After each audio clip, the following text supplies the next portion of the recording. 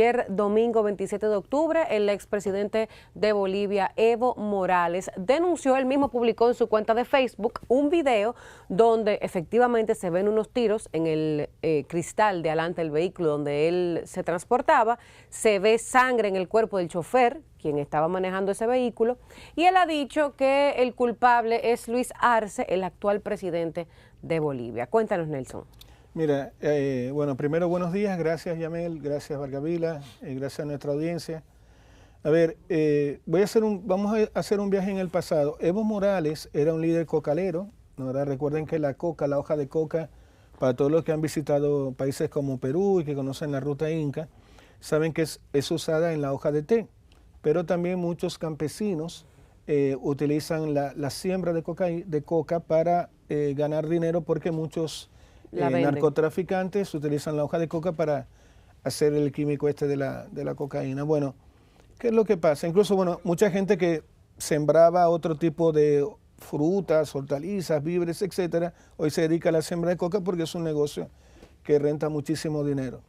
Evo Morales, líder cocalero, llega a la política después de años de abuso de alguna manera o de desconexión absoluta de parte de la derecha boliviana, de los partidos políticos de esa época, y Evo incursiona en la política, arrasa obviamente, porque durante años los aymara, que son la mayoría de alguna manera étnica en Bolivia. Los indígenas, como se correcto, que sería mal dicho eso, pero ellos siempre estuvieron como aislados de la política por temas étnicos, raciales, racismo, etcétera, etcétera. Recuerda también, Yamel, que pasó muchos años también en la República Dominicana, todavía quedan visos de que la raza blanca o con rasgos helénicos se entendía que las personas que no tenían los mismos rasgos y encima eran pobres, pues de alguna manera eran ciudadanos de segunda categoría.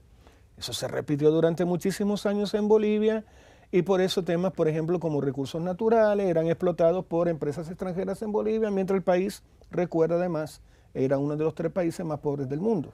Bueno.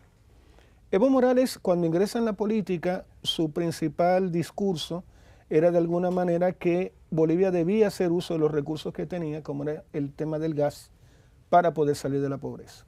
Para hacerte el cuento corto, llega al poder y lo primero que él hace es de alguna manera tomar partes de la compañía que estaban siendo explotadas por empresas extranjeras y hubo un cambio completamente radical en forma positiva para los ciudadanos de Bolivia. Empezó a crecer una clase media, sacó más de un 30% de la gente de la pobreza, lo convirtió en clase media y empezó a ver, Evo Morales empezó a tomar dinero que obtuvo a través de los recursos como el gas para financiar labores de emprendimiento de pequeñas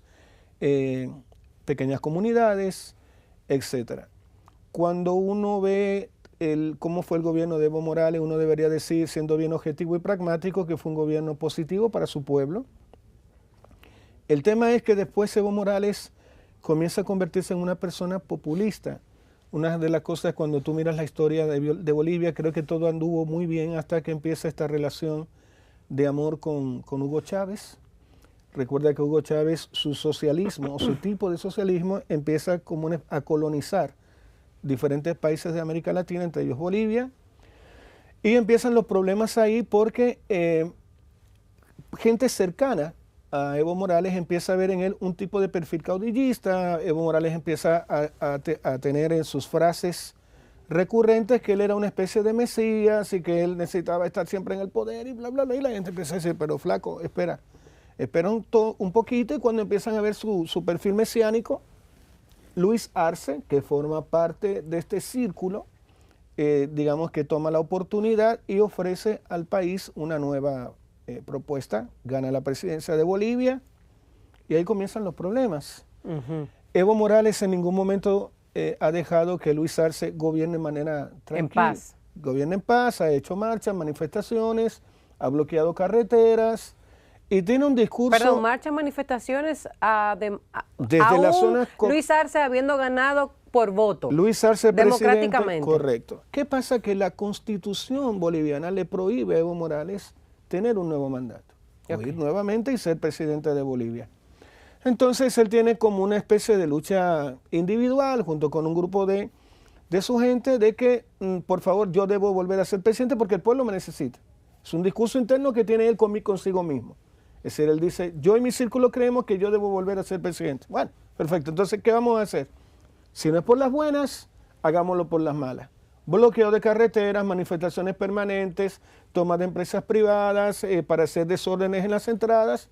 Bueno, y ahora ese día que tú comentas el atentado, a las 6:05 de la mañana exactamente, cuando iba en transcurso a una entrevista de una radio, de un pueblo en una localidad, 3 camionetas lo interceptan y le lanzan 14 disparos hacia la camioneta. Yo le comentaba a mi querido productor general Melvin Perdomo, nuestra superestrella, como dice Vargavila, que hay un tema que a mí me ocurre con el tema de Evo Morales y es que hay 2 visiones del atentado. Cuando tú miras a Petro dice, wow, miren, por favor, acaba la derecha fascista de hacerle un atentado a Evo Morales y nosotros repudiamos, bla, bla, bla. Cuando tú empiezas a leer los distintos diarios a nivel mundial, tú notas una misma retórica, una misma narrativa, un mismo relato de todos los líderes de izquierda sobre el atentado. Y hay un tema que a mí me pasa por la cabeza con lo que ocurrió y digo yo, wow, también pudo ser un montaje. Okay. Porque si tú me lanzas 14 balazos yo andando en mi auto, lo más probable es que yo esté muerto. No, y sentado adelante y casualmente... No andaba en vehículo blindado. No, es una camioneta, no tiene blindaje, una camioneta normal. Si ves las imágenes, es una camioneta cualquiera. 14 balazos recibe la camioneta y no, es que mi chofer sale herido. Mi amor, es que en la práctica, yo te pongo un ejemplo, y lo sabe perfectamente la gente de Sudamérica. En Sudamérica hay un atentado muy famoso que fue el atentado que le hicieron al general Augusto Pinochet Iriarte, un grupo de izquierda. Fue casi un mini misil que le metieron a la limusina donde él iba con su nieto, ¿no verdad? Afortunadamente, como tenía un blindaje como corresponde al de un jefe de Estado, a Pinochet no le pasó absolutamente nada. Se salva por el tipo de blindaje que tenía el vehículo. Y eran muchísimo menos balas de las que le tiraron a Evo Morales. Cuando tú estudias en criminología, tú dices, ¿cuántas balas hubieron? 14. Y no les rozó ¿Cuántas ninguna? personas iban en la camioneta? 2.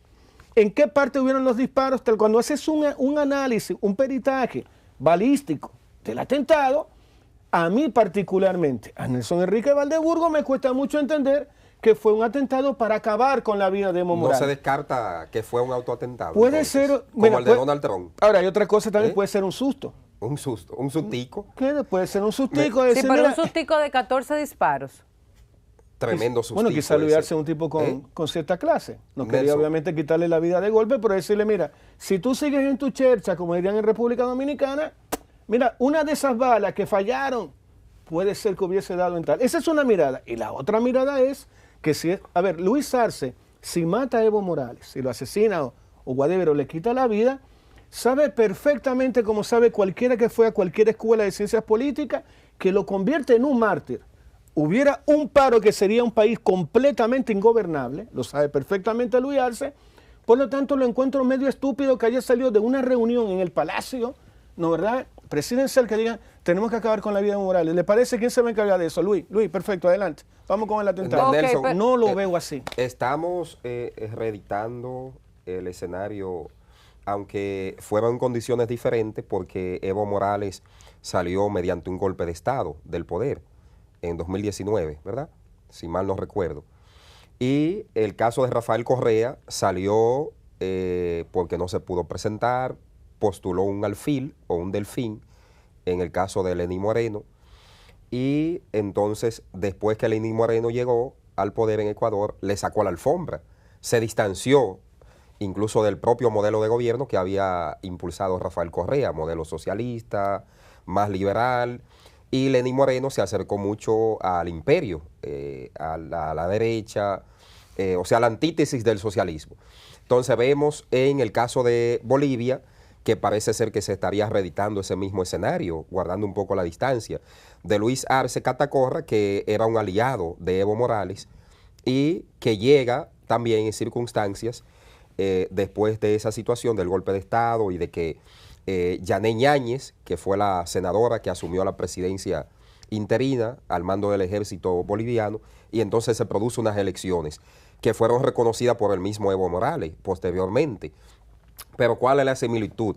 Estamos reeditando ese mismo escenario. ¿Por qué en América Latina es tan difícil que los líderes políticos cedan y permitan que los países sigan su curso sin la necesidad de que ellos sean convertidos en faraones, en reyes, dueños, amos y señores? o en Mesías, más bien. Eso también lo vemos aquí en República Dominicana. Aquí algunos expresidentes aspiran a la presidencia hasta que se mueran.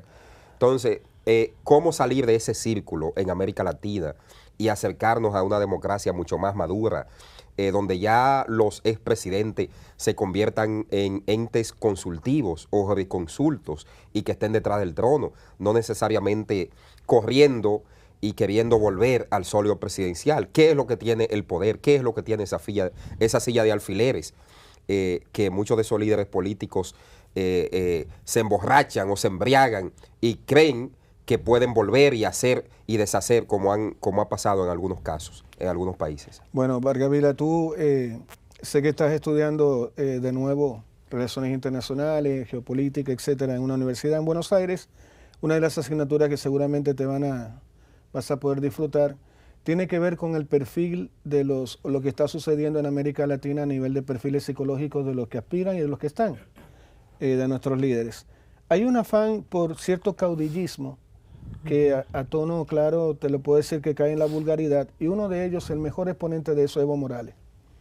Estuvo en el poder varias veces, varios años, dejó un legado bastante positivo a su país, pero él insiste en que él es una especie de elegido, ¿no verdad? Como Neo de Matrix, es decir, que él viene de un lugar donde él fue el elegido, fue tocado por Dios, una especie de profeta Isaías, pero es un discurso interno, es como cuando un ser humano tiene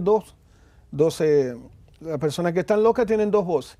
Hay una vocecita que le dice a Evo Morales, mira, tú naciste para ser presidente eterno de Bolivia. Ahora, el daño que le está haciendo Evo Morales a su propio país, a su propio movimiento político, el MAS, a su propio ex aliado Luis Arce, es terrible. Porque, Vargas Vila, porque imagínate, si yo no estoy en el poder, te hago marchas, movilizaciones, te bloqueo el país, te mantengo en una situación de zozobra.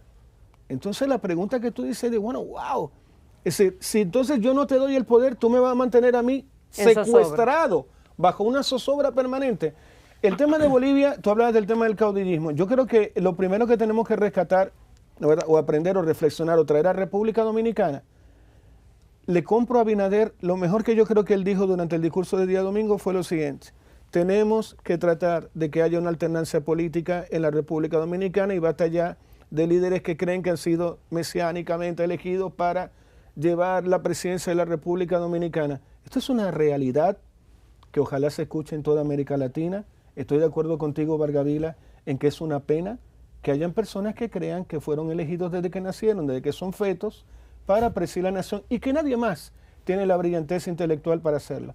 Ha dicho Nelson Luis Arce, el ejercicio de cualquier práctica violenta en la política debe ser condenada y esclarecida. No es con la búsqueda de muertos que se resuelven los problemas, ni con especulaciones tendenciosas. Por eso, ante la denuncia del expresidente Evo Morales de un presunto atentado contra su vida, he instruido una inmediata y minuciosa investigación para esclarecer este hecho. Vamos a ver qué termina diciendo el presidente Luis Arce y cuál será el desenlace de esta situación. Vámonos a una pausa y ya regresamos. No se mueva.